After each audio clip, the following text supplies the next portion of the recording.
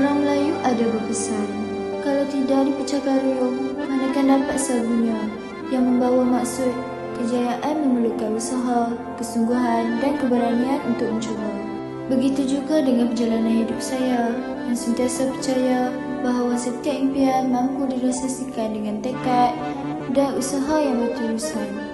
Assalamualaikum dan salam sejahtera. Saya Nurul Irina Batrisha, finalis Sri Kandi Malaysia 2026 edisi ke-7 Wakil Negeri Kedah. Saya merupakan anak bongsu daripada 6 orang adik-beradik dan seorang lepasan CJ Pelajaran Malaysia SPM. Sejak kecil, saya mempunyai minat yang mendalam dalam bidang kecantikan, peragaan dan fashion. Minat tersebut telah mendorong saya untuk mula berkecimpung sebagai model sambilan, freelance tailor, canvas model serta terlibat dalam pelbagai sesi fotografi.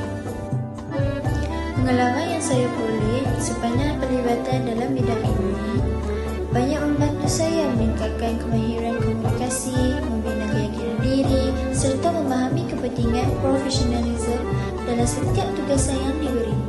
Bagi saya, dunia peragaan bukan sekadar mengenai penampilan, tetapi juga tentang keyakinan diri, disiplin dan keberanian untuk menyalurkan potensi yang ada dalam diri.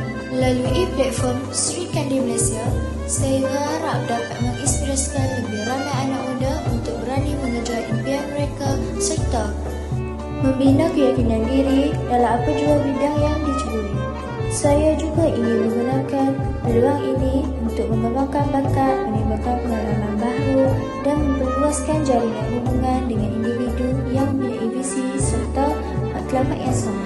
Saya percaya bahawa setiap individu mempunyai keunikan tersendiri dan dengan usaha serta keyakinan, tiada impian yang mustahil untuk dicapai.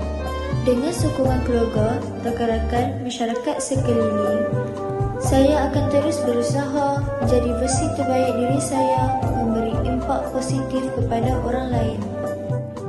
Sekian, terima kasih.